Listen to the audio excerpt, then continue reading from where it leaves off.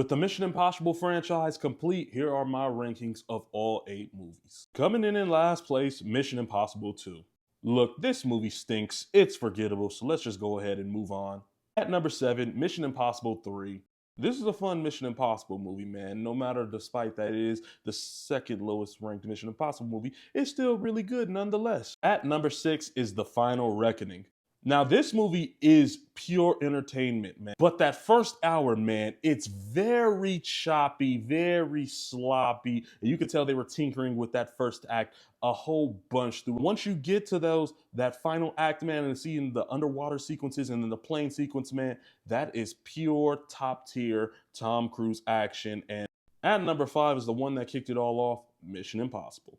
Based off the original TV series, man, this was a OG classic spy thriller to where Tom Cruise doesn't even fire a gun. So he's using a whole bunch of spy moves and gadgets all throughout, man. And this is a nice, fun little spy movie. At number 4, we got Mission Impossible 4 Ghost Protocol. This was a damn great, fun little spy thriller. And that sequence in Rome, my goodness, man, one of the most fun sequences you could watch in a theater or at home, period. Number 3 is Dead Reckoning. This was another damn great Mission Impossible film. Thrilling, it's engaging. The Entity was a very interesting villain, having it be this AI, and we were introduced to it, and I just loved it. And that the motorcycle sequence towards the final act, man, pure Tom Cruise, top tier action.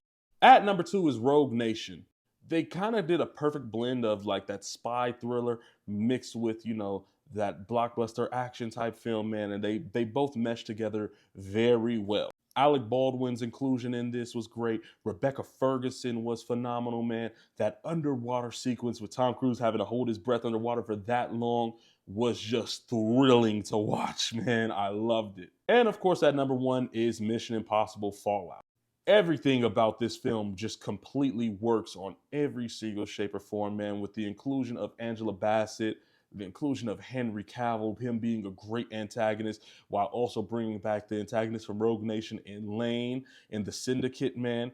Everything just blended perfectly. The dialogue was phenomenal. The action was phenomenal. Tom Cruise and his stunts work was phenomenal. Just everything from top to bottom. This is pure peak Mission Impossible right here. And that is why Mission Impossible Fallout is at number 1.